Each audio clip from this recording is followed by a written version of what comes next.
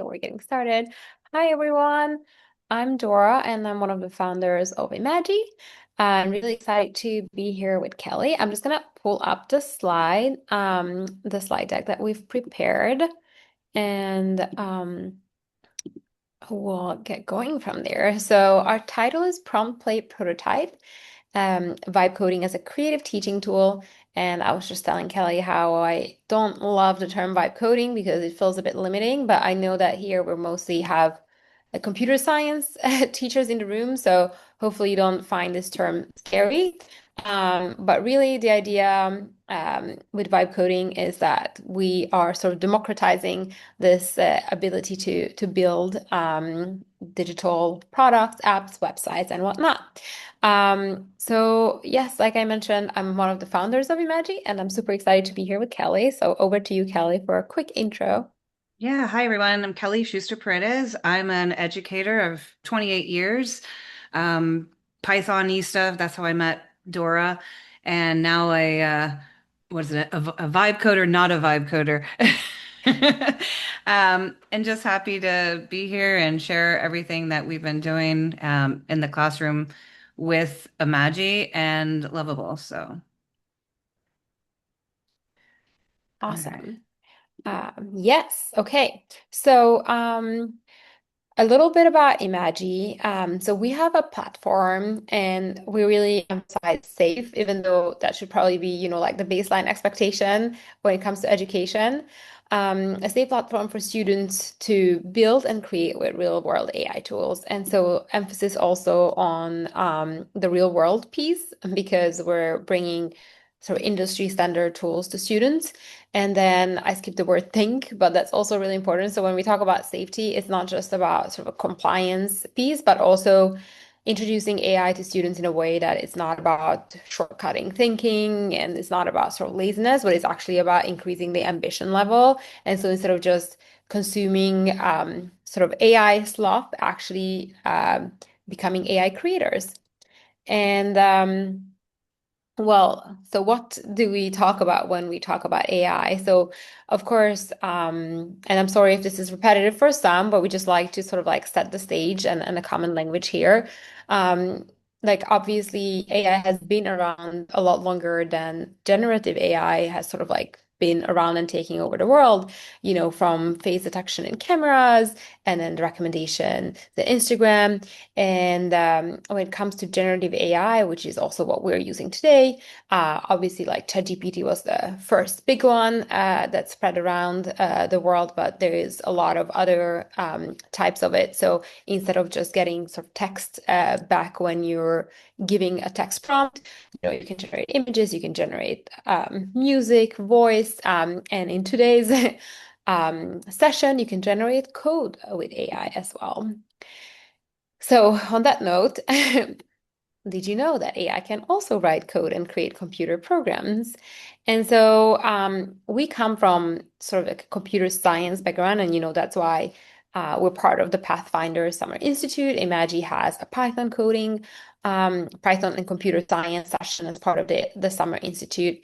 But today we're focusing on this other type of coding, vibe coding. So as opposed to when we do our Python workshop and our Python tool, where you as the coder have an idea and have to actually write the code to create a program. In vibe coding, you have the idea and you just describe it in words. And so the AI will be writing the code for you and giving you your final program. So if AI can write code, do we still need to learn coding? And I think this is a topic that has come up a lot, especially with computer science teachers. And we do believe that there are reasons to do so. And Kelly, would you care to share why? Oh yeah, definitely. So when generative AI first came out in the computer science classroom, um, we had a lot of discussions about the comments that some of the big names were making about how coding was dead. And on the contrary, I feel that the same systems, the same skills that we teach in CS and we teach in STEM classrooms has actually helps the kids that do coding or that do vibe coding, sorry. And so I feel like there's a nice parallel that happens when a student learns to code and a student also vibe codes because that thinking and the problem solving and the creative output is just increased. The whole idea of building one project and having to break it down is decomposition. And so there's a lot of things that are at play when you go to start a project. So, you want to add anything? No. No, I think I think that's right. And then I think sort of like the bigger topic, right, that we talk about is that piece of like responsibility or like humanness in the loop. 100%. And I think like there is a lot of skills if you can go on and think just about where the skills lie with software depends on what level you are as a teacher. For example, um, years ago, I used to do this fake little activity with a PowerPoint, and I said, there's an app for that kind of activity. And this is the same sort of thinking as if a kid can make an app that's genuine, that's unique, that's creative, that's not already seen on the app store. What would they make? What would they make? And so there are a lot of different skills and responsibilities that are in line with the kids for that. Oh, but I'll keep going if you want me to. I love this Yes. stuff. So yeah, there's like the new set of skills. I think if you add on the AI skills, you also have this new set of skills that you can bring in. Um, and you know what's one that's missing on here is communication and collaboration. So you have this thought partner going on with your AI. You can also collaborate with a peer in the classroom to make a game together. Just being able to communicate clearly to get what you want from the app that you want to build or the website or whatever it is. And I think these skills are becoming more important as we continue to move through this series of AI in education. And I think we'll start seeing that there's a larger set of skills. Another one I forgot about, we need to add in agency. So there's all these things that now that the kids can develop. And as I continue to teach it, I can name more skills. Yeah, exactly. Our team actually just had like a fun activity yesterday where we had to like type as many skills we could think of that vibe coding actually helps with. So we have a very long list now, which I can share. That'd be good. And so, yeah, are we gonna do this? Yeah. So I think for us like today the idea, and I know some of you are driving, so please do not do this part. But we really wanted to actually get to building today. And after you have built something with vibe coding, improve it, evaluate it, and sort of like think and explain about your decisions. And like Kel mentioned, these are also skills that can transfer to other AI tools, but also to other areas of work and life. And so, yeah, just like a bit of background, like I've given the high level overview on Imagi. But essentially, we have the Imagi EDU platform, which is what you were provided with the sign up link for. And we have a computer science program, but we have the AI literacy component to it. And so right now, like for today's session, of course, we would love for you to sign up as educators.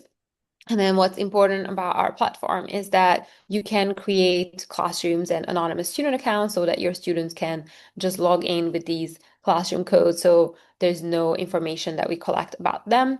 But if it comes to you wanting to use it in your district, then we can also use like SSO or whatever rostering or LMS solution the district has. And then inside Imagi, you will be using a tool called Lovable today. And so Lovable is an AI-powered platform that lets you vibe code and create websites and apps and games. And so inside Imagi is where you can access a school-safe mode of Lovable, essentially. And so it's designed specifically, to meet the requirements for our young learners. I want to say something Um, on that real quick, mhm. Dora, because this was something that was really important for us. We really liked Lovable. One of the teachers saw it being used at a college level loved using it, but it was only an enterprise grade. And so that same ability to allow the kids to be creative in a very school safe mode so that you're not training on any of the prompts, you're not releasing any of the personally identifiable information through imagi. And that was something that is very important now in these times, is making sure that you're using AI in a safe and responsible way. So just wanted to add that in. Yeah. Thank you. Yes, so I think we can sort of like hop through this and yes, I'm gonna like show the platform soon, but in the meantime, I just want to make sure that everyone can get in if you want to. So there is a QR code. So if you're in front of your computer, you can also use your phone to scan the QR code, and then it will give you essentially like just a box to put in your email, and then you will be emailed a magic link. And the reason for that is that this way you will have sort of like full access to using the Lovable piece of it as well. And I think this link is also in the chat, so that might actually be a faster way of getting into the platform. And so while that's being set up, I think I'm just going to like walk you through a few steps here super quickly. And hopefully you'll be able to sort of follow along. So this is the platform. So once you have signed up and signed in as an educator, this is more or less what it's going to look like. Except because I am sort of like on a district account being part of the Imagi public schools, I have some additional settings. But we essentially have three pillars. So okay, the link is not clickable. That's good to know. I can try to, let's see, copy it in, or otherwise, if you can, I'll leave the QR code up then for a I- second. if you put the Uh, QR code up, I'll get you on the yeah. link. Okay. Okay. And yes, we will share the slides after, no problem. We can share them. But essentially, there's three pillars. So meanwhile, I'm just going to describe it. So there is sort of like the classroom management piece of it. You can have different classes for your different grades, and your students can have sort of quizzes, and they can share projects there within just the classroom. So there's like a whole classroom management piece. Then there is the like project creation piece, which is what we're going to be focusing on today. So actually creating a vibe coding project. And then the third pillar is that we do have some content, which is, to support implementation. So we have an AI literacy focused sort of curriculum. And then we even have just sort of teacher readiness resources on how to get up to speed when it comes to teaching vibe coding and AI. Awesome. So once you're inside, what you're going to see, so like I mentioned today, we're going to focus on this project key creation pillar. And so there's two ways to get here. Once you're landing in, if you just click on this big Get Started button on the Lovable panel, then you will be straight away taken to creating your first vibe coding project, or otherwise on the left side, you can click on the project button, and then you will have to pick Lovable project because today we're doing that and not the Python coding. And then we'll get to the point where we'll have to write our first prompt. But before that, before we prompt away, Kelly, what do we do? You're muted. Sorry, I was muting. Sorry. First of all, is everyone in? If you need anything, just put it in the chat and we'll try to accommodate you. But I think before you even get going into Lovable, I'm just going to treat you sort of like how I would run this in my classroom. Um, all good lessons start before AI. So before I even introduce the topic or I introduce what we're going to code, we kind of brainstorm and think about it. So for example, for a game, if I do this with exploratory robotics, we talk about What do we want to solve? What type of game? Um, we want to break apart what we need. So, is it going to be a catching game? Is it going to be a Flappy Bird kind of a game? And we try to think about what kind of instructions we want. And you'll notice that the more that the kids start to think and brainstorm, they get more ideas off of each other. So, oh, yeah, I want to have it sort of retro and pixelated, or I want it to be more like a football game or a soccer game. And so they'll come out with some ideas. And most of the time, what we'll do is we'll sort of draft something. I like to type it because then we could just copy and paste after we brainstorm. But it really holds true to the fact that if you get together and you start talking about things, the ideas just flow. And so that's where we normally start. Do you want me to keep going? Next one. Um, so yeah, going what do you want to create with vibe coding? There's all kinds of projects in there that we've done. So you could also, even if you wanted to create like a web page or if you wanted to create something for yourself, there's all kinds of things in there. But say you want to do, I don't know, let's do a math game, or you want to do some sort of flashcard game. So we'll skip to the next one. So we would start with the fact of saying, I want to make an app for, and you want to have them directed to a certain person. And this is just good design principles. So if they say for everyone, you kind of get them back and say, well, not everyone wants to do simple math facts, right? So maybe it's Really? for, no, I know, right? Maybe it's for your little brother or your little sister who wants to practice math. And so you want to hone in on that person that you're designing for, and that allows the kids to really think through um, design features. Maybe it's a certain color that they want to use. And then you want to talk about the action and the constraint. So, for example, if it's a math app that lets them practice their math numeracy with addition and subtraction, they're going to be given a simple math problem with um, numbers under 20, and you want them only to have a certain I guess under 20 for the action, and you want to give them whether it's right or whether it's wrong. Constraints can be something to the fact of don't go over the number 20, don't do multiplication, um, don't make it too hard, don't give any negative feedbacks, tell them good try to make positive feedbacks. And so you can start talking about the things that they can build. And depending on the level of the student, you can go higher or lower with those constraints. And all of this is done for me in my class. I do this all before I open up the platform. Um, if you want to get further and you have higher level students, I love this. You can start bringing in some conditional formatting, especially if you're a computer science teacher. What if this happens, what is the condition? And you can tie that back into the fact of, especially if you're coding Python like me, is thinking about if else and elif kind of features. What happens when this happens? What should I do? And it's a really great opportunity to talk about those conditions, because especially when you have an app, say the math app, say they type in the wrong answer, what is going to happen? And do they get another chance to do the math problem again? And if they get it wrong 3 times, should they lower down the level of the math? So there's so many opportunities to really dig into that application. Next one.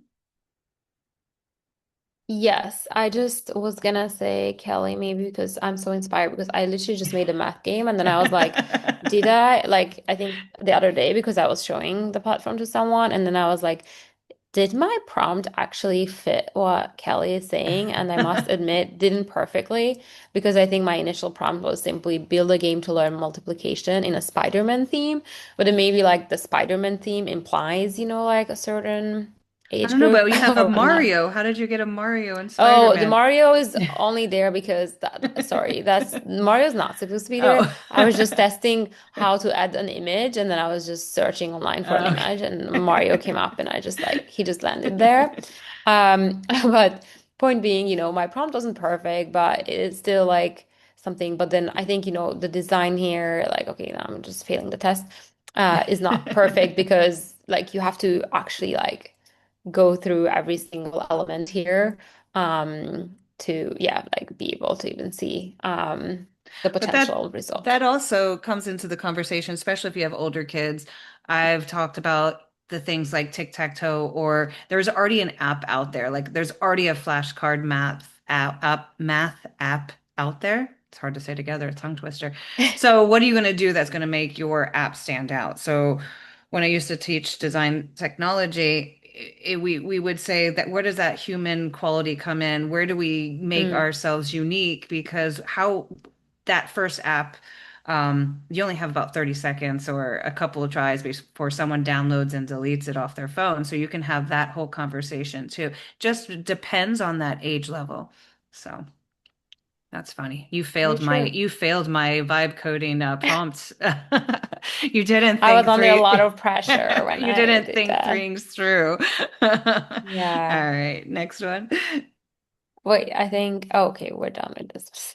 Yes. Yeah, so again, going up a level, just trying to, oh no, this is for teachers, sorry, but going up a level, you can even use this for students of really getting into what is this problem trying to solve.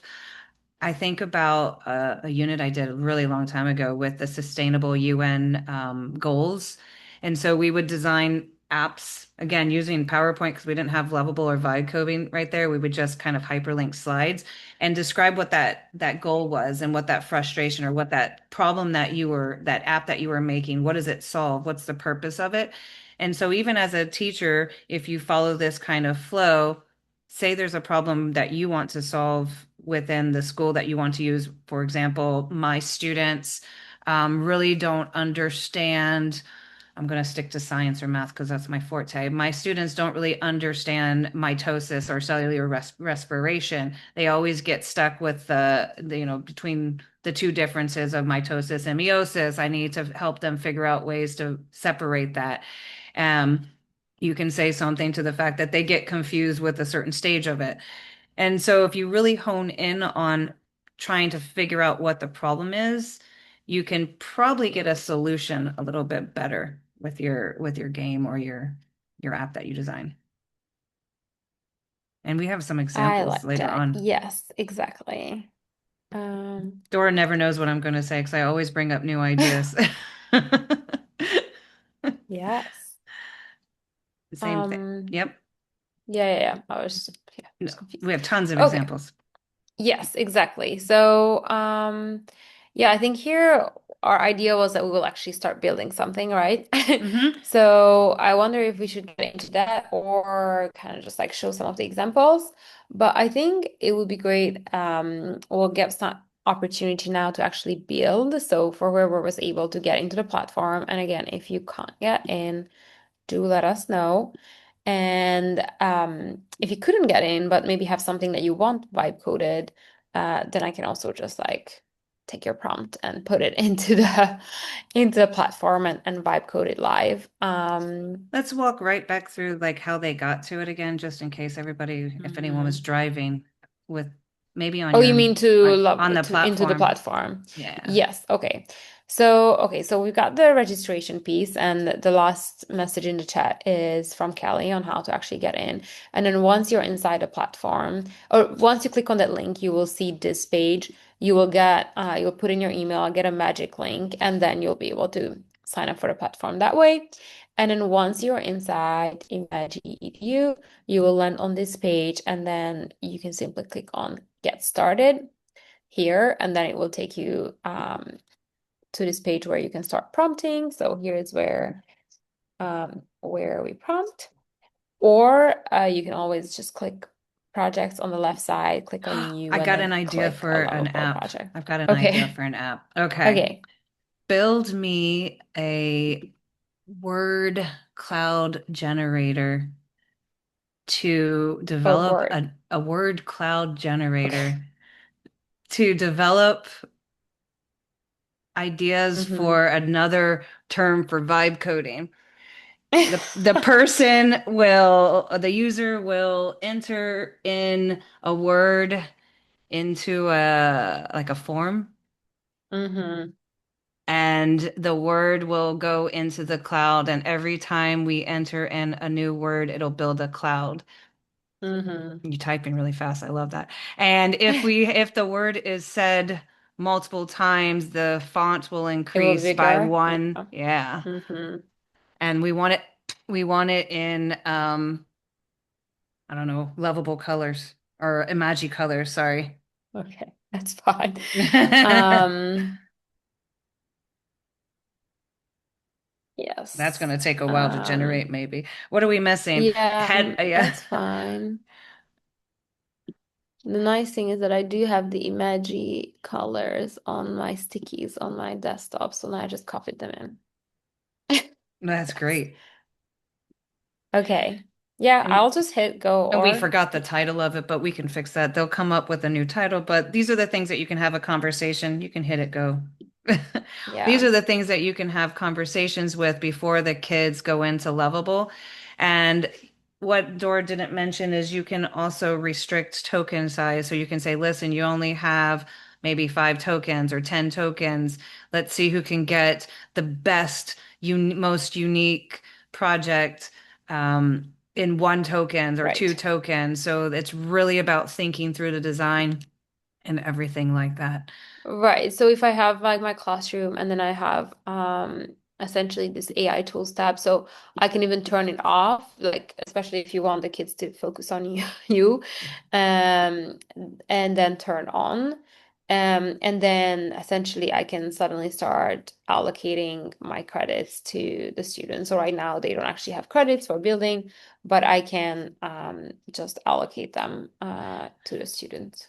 And that on-off feature is huge. I don't know if you took my advice or like many others, but once you give Lovable, you can't get them off of it. So there's like Yeah. it's like great to have the off switch. I wish I had that last year because every time I would ask them, I'm like, get off your computers. What are you doing? We're building. Yeah, so now you can turn it off.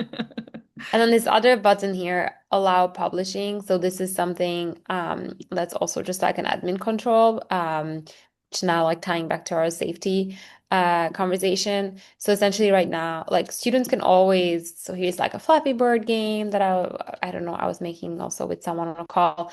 And essentially you can click share and you can always share it to the classroom so that other students can see it in the classroom.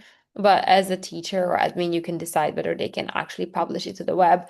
And that means that there will be like a public link so anyone can try the app, which is incredible because that means that they can actually like create digital portfolios and build things that they can show as a proof of work if they want maybe an internship or apply for other opportunities. But of course, also understand that it has its own sort of like safety concerns. So that's why there is a way for the educator to disable that. Yeah. Okay.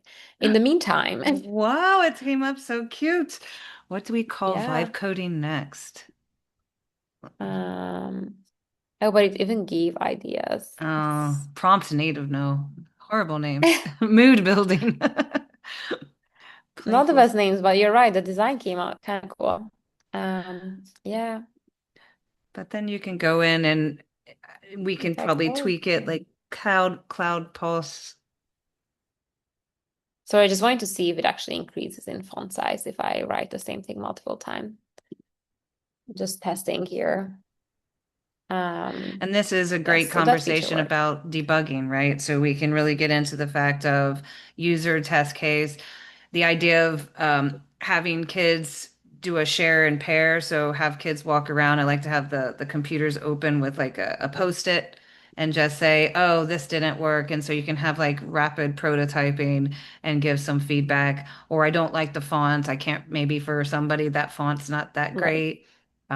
But I do like this font actually. But maybe you want to have a different color mix, um, just kind of things like that. So then you can talk about feedback and giving good feedback and receiving feedback, things like that. There's every time I do something, I think about a new skill that you can actually work on. So, And I think that kind of reminds me of the slides here. So essentially, if you were to do this with students, like the typical like first sort of exercise is around like creating a game. And in our curriculum library, we have this course called Build Apps with AI. And then the first lesson there is build your first game using AI. And so the reason why I just thought about that was because once the students like start building their games and they create their first game, sorry, this is just like this is just showing all the slides that like you as a teacher would have that you can use with your students. But then we have this possibility to talk about all these different things that sort of Kelly mentioned as well, and like improving usability and user experience. So like bugs, like the play experience, then game mechanics and rules, and even just like the aesthetics and then accessibility and inclusivity. So yeah, even just like creating games opens up so many conversations. Yeah, I mean, I was thinking just even going into accessibility and inclusivity, like if you have a conversation about how does it, how do we design X for somebody? And that would be a great conversation with the prompt. But there's just so many avenues in there. I want to go to, can we show some of the examples? There's I think it's some, coming up here. Uh, Here. yeah, I want to show some of these and talk. So that's next one. The Cosmic Drift, that was a kind of a fun little game. You can bring in maybe stars or, galaxies. You can say something in science, like here, um, teaching this, you have to design something for the planets or the solar system or the Milky Way or whatever, and have them build some sort of game built on that topic. Next one. Yes. Oh, this one was cool. This one was from, these are all like Lisa's and stuff, but this one was sort of like a motivator. And so you click on one of the little tabs and it rolls the dice. It was really cute. And it tells you just like roll again, and then here, then it's going to give you a condition. It would be really interesting. See how it both rolled a three and it's the same thing. So that would be like a debug, I noticed. What's the point of the roll dice? Mm, What's the point of this? But these were really young kids, I think, with this class. So we were talking about how you can extend on the games, and everyone could give feedback on that. And right. but Oh, I just love really cute. this. Yes. Okay. Okay. Doodle, whatever comes to mind. You could just use That's that even cool. for a starter for a classroom if you wanted to build your own. Yeah. Um, Oops, sorry. No, I'm like, how do I get to the next slide? Oh, there we Oh, go. did you know the story on this? This one's such a great story. So, um, Lisa had her kids again designed for people, and so some of these apps were designed for um, their friends, their families, but this one, this student designed this for their younger sibling because they really wanted their own pet. And I guess they lived in an apartment complex, or the parents didn't want them to get a dog. So they Yeah. she made this for her younger sibling so that she could have this little dog, and it has all these little movements and looks for the bone in the backyard, and it was sort of like their own personal pet. And I thought that was just so sweet. I I don't just know. kind of want to try it now. We're trying everything, or maybe I'll try it later. Okay. Oh, So you have to well. find the bone. You just move and click. Oh, So I this could be see. like you could Oh, even cool. you that's what I think was fifth grade, I believe. So cool. But there's like a couple of robots in the lower school level that kind of have the same feel. So I can imagine you have a robot that maybe you use in your coding class in the younger Mm, years, and you say, okay, let's make an app version of this robot and see if we can replicate maybe the code or something. Yeah, very hot, yes. very Sorry. close. Oh, there you go. It's I was very addicting. committed to finding it. Yeah. So this is really cute. And then the next one, I believe, So these were like more the educator tools that Lisa built. correct. And we were talking about this. Um, just the idea of this one's really great. I love this one, and I don't know if she's updated this, but she had to teach digital citizenship course, which could be your AI literacy course as well. And so instead of just lecturing or given them some vocabulary words. She decided to make a game.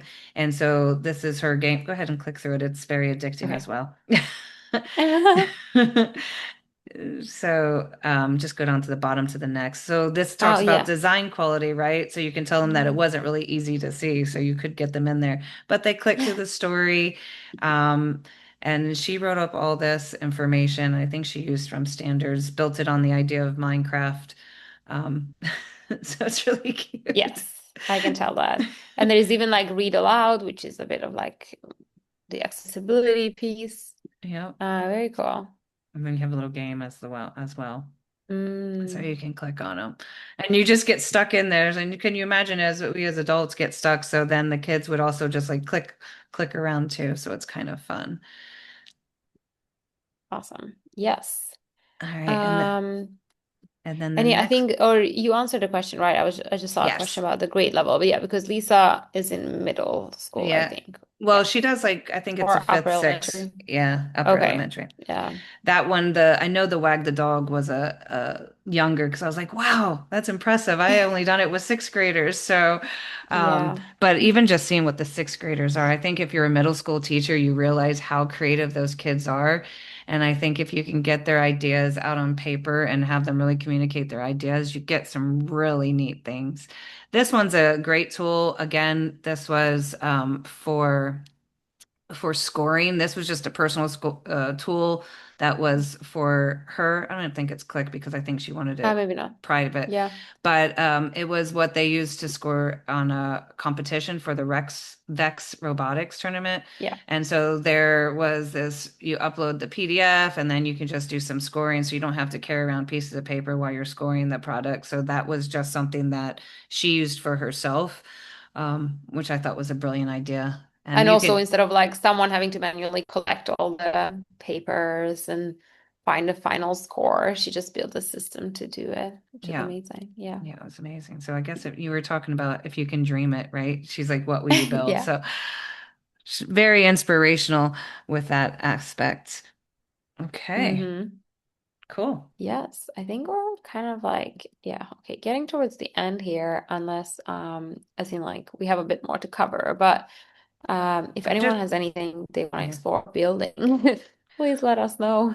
Or if anybody has any questions, definitely give an ask for that because I know at first it could seem a little bit overwhelming, but once you have an idea and just start typing, it's really as easy as that. Thinking about things that you can do for 5 tips. Actually, we had 7. That's funny. We're gonna change 6. 6 was not, we didn't update that one. That one was there, but start with the design thinking.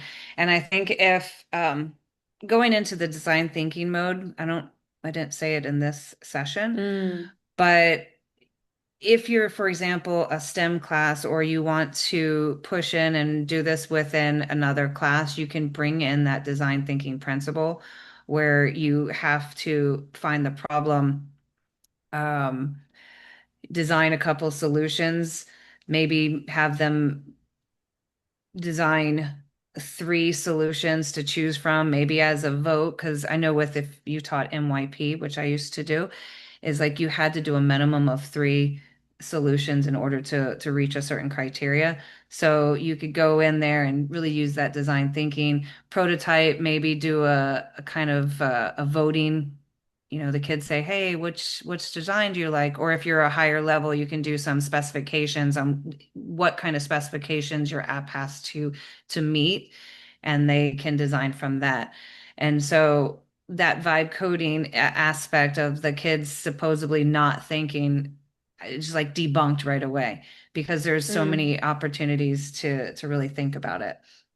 Um, Fun is a tip that I came up with because one of the kids always says, "Well, make it fun." And my comment to them was, "Well, I'm not really a gamer. So what's fun for you is not necessarily fun for me. I know if I was playing Dora's Flappy Bird, I would be very frustrated because I always hit the first, I'm not a Flappy Birder." same. So what is fun? And so we talk about how would you define fun? And if you just design something for yourself, that's fine if that's what the game is for. But giving someone to design for, I think changes that aspect. And that was one of the things I really liked about a couple of Lisa's projects is that she made them choose somebody first before they started to design, and then they had to look for that problem that they were solving. Definitely share prompts. Another thing that I've done before is if they've typed the prompt out, they had to have two people read it out loud first, and then they come to me. So it's like that three before me. I just did two, but have someone else read the prompts that they've written and see where it doesn't make sense. Um, I can even imagine an English teacher doing this so that they grade them on grammar or something. You have to make clear communication in your prompt before you type it in. Yeah, that makes sense. Yeah. Definitely set the stage for this remixing kind of idea where, you've seen something, maybe let's take the Minecraft feel that you had. So maybe I like Minecraft, but I also um like some sort of Mario feel. Like we did, we'll just mash it together. So how can we remix that? I find sometimes, and we did this a lot in design thinking, if you can take two really abstract concepts and have them sort of mash them together, it gets like this creative spin. Definitely originality. When the kids were first starting to make in my class, I saw a lot of, like Madden or the Flappy Birds or like a Minecraft theme. And I said, well, that those apps have been around there forever. And why would you play your app? What makes it better? And how are you going to change it to do something different?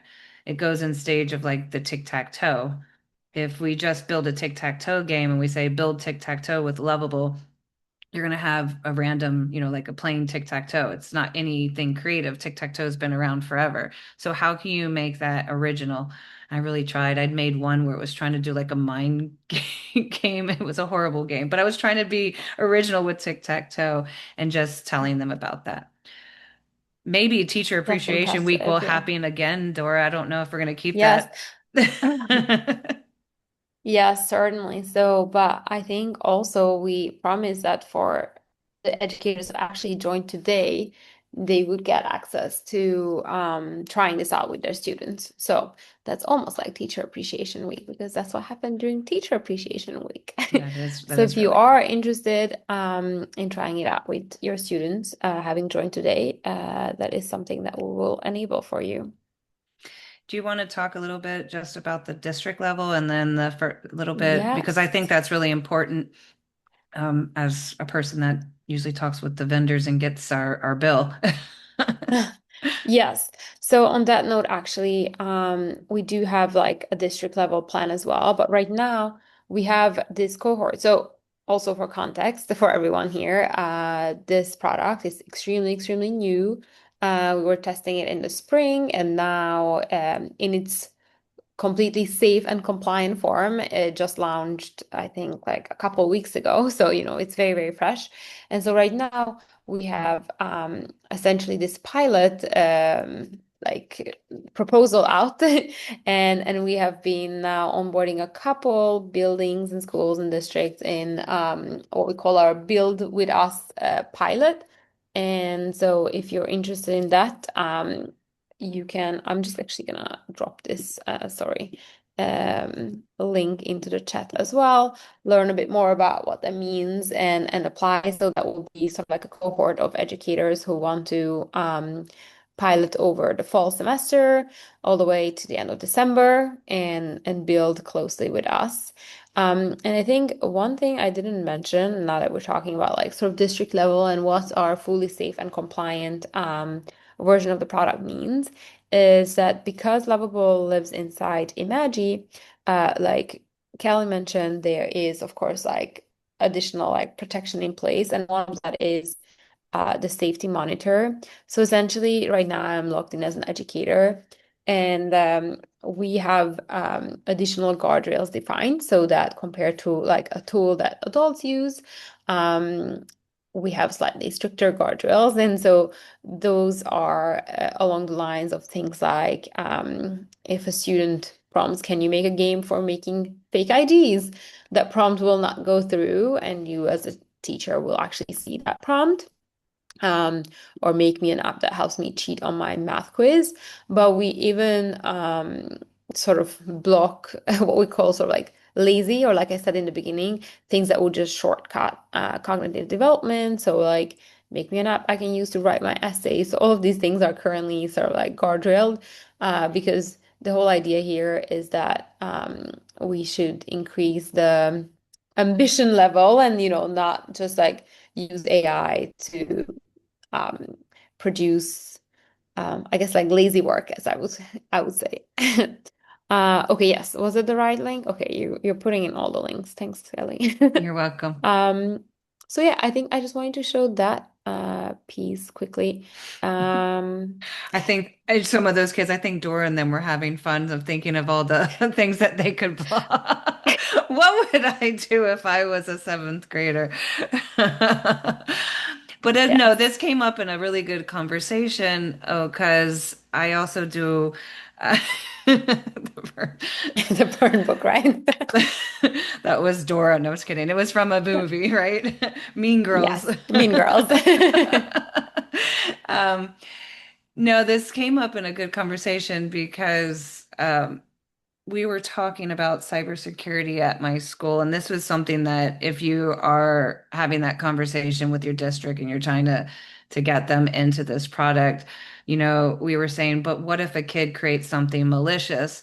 And I love this idea that there's a safety monitor as well. And I think that's really important conversation to say to the kids or to the district level, like, listen, this is about creativity. This is about building something worthwhile. This is about making good choices with AI. This is about making good choices in general, and just having that conversation for that. I'm not sure what link I posted both of those links, so maybe there's another link that we missed, or Yeah, I think this should be all. Yeah. so. But yeah, that's a really good feature. And then the other thing with districts going back again, you guys, data protection. I don't know, Erica. Ooh. I I don't. think okay, yeah, I think this might be a problem. We might need some support here because I think Kelly, maybe you and I are not able to send messages to Oh, everyone. that's it. Maybe that's what it is. Oh, we don't see it. Sorry, you're gonna have to help us, Jason, because we're only able. Yeah, if you guys Yeah, send Kel. me the link, I Oh, can shoot it to everyone. here we put all the links in there, and it's just to each other. Join. Oh, okay, here we go. So it Um, should be going to everyone now. Amazing. Thank you. Thank you. Yeah, And sorry then about this that. one and that one too, please. Yep. I was like, I posted them. Thank you. Thank you, Perfect. Anna. Okay. There we go. And then did you get the join one? Yes, I think yeah, everything has been shared. Perfect. Excellent. But yes, for your district, just talking about data protection, nothing's going in there, nothing with the personally identifiable information. Can you flash up the classroom cards for the kids? One of the things that I did, and I did this You mean with how my to get inside for the or kids with the sign in that they would see. yeah. So Um, Let me while she's pulling see. them up, when I was using the Imagi charms, I would just assign the cards, print them out, and put them with my Imagi charms. With the lovable, I actually would put it in a spreadsheet, and then then I have everything put out there, so I know who's on which code. Mm, And it was kind of a nice little sign up. That's because I wasn't a very prepared teacher. I'm like, just pick one, sign your name on it, and we'll get you in there. Um, yeah. but otherwise, you can also just cut out the cards or put them. You can, if you want to keep them private, which is probably a better idea because you don't want someone stealing each other's tokens. Just Right. talk about password safety there as well. Yes. So, it's kind of Yes. nice with that. Mm-hmm. Cool. Well, that's it. If anyone has Um, questions, I don't know. yes, and then before we wrap up, I do have like a feedback form as well. So I'm just gonna put this one up here. You can scan this QR code, or I just sent the link now in a DM. So if that could be reposted as well for everyone. And then I think, yeah, we can keep chatting and answering questions, but I just want to leave this up. So yeah, we can get some feedback from you. No one made anything yet. So we just got the links. So if you make something, definitely tag us. I didn't put my LinkedIn. I would love to Oh, see what yeah. people Oh, make. yes, we have our Oh, there you go. emails here. Oh, So yes. yes. Or you can email me at my school if you want to share. That would be really fun because we have I always get great ideas and like to bring them into the classrooms. I'm trying to work through a couple ideas with some English teachers. I think it'll be really fun. I don't know. I'll let you know if I come up Yes, with some please good do. ideas. Yeah, exactly. We also love to see all the I don't think Jason examples. put that feedback link in the chat. Yes. They're asking for that feedback link. Jason, Or- there we go. Yeah. Oh Or no. no, that's actually someone built something. Or is Oh, that is that, yeah, let's see. okay? I'm Diamond gonna Dash. have You're gonna to click it? share. Yeah, I did click it, but it just opened in the wrong window. So let me just, sorry, I'm gonna have to navigate things over here. Wait, 1 second. Bear with me. Okay, now I'm sharing it, right? Diamond Dash. Find every diamond. Remember, there's exactly one diamond in each. Oh, this is kind of like a Sudoku thing, maybe. Okay. Yeah, thanks, Garrett, for sending the type form. Okay. Oh, and this is No, don't make it whoa, harder. Go back to whoa. five by Yeah, okay, five. okay, okay. Let's So start here. you you only have a certain amount of moves and you have timers on. Oh, you found one. How did you find one Oh, right away? luck. You must do Sudoku on that kind of thing. I don't Ah, think that's how this works, Kelly, yeah, it but is one in every row. okay. Wait, what? There, that one. Yeah. And then, yeah, Whew, pretty cool. that was cool. Thank Oh, that you. would be really cool if you added in. Um, I just played a kind of a game on an app where it would tell you it's like the level would be like 2, 1, 2. And so you can have like a level up. So you can have two diamonds next to each other and then one and then two. And then they have some sort of like crossover. That's very cool. Whose is that? Whose is that? Barbara's. Awesome. Love Yes, it. great Love it. job. Thank you. Um, Thanks for sharing. Barbara, what do you teach? Good question. Computer science, of course. That's why she had that brain for that too. So yes. And then if anyone, yeah, if you're still like sort of building it, yeah, I think I was kind of showing, but not fully. So once you're in the project and then you click on share, and you click this publish to web, this is where the link is going to be generated that Barbara also shared with us. So that's how. Um, Yes, so yeah, that's a great question. So currently we have if you come here and you land inside Imagi EDU, there's this what's new like box, and then we have this one project gallery. We are currently working hard on a lot of other examples, but if you come to this site, we have a bunch of student examples up here, and then below a bunch of educator examples. And I mean, we're both working on it ourselves, but also if you build something, please do share so we can include it. I think some of the educator ones, yeah, I love this one, for example.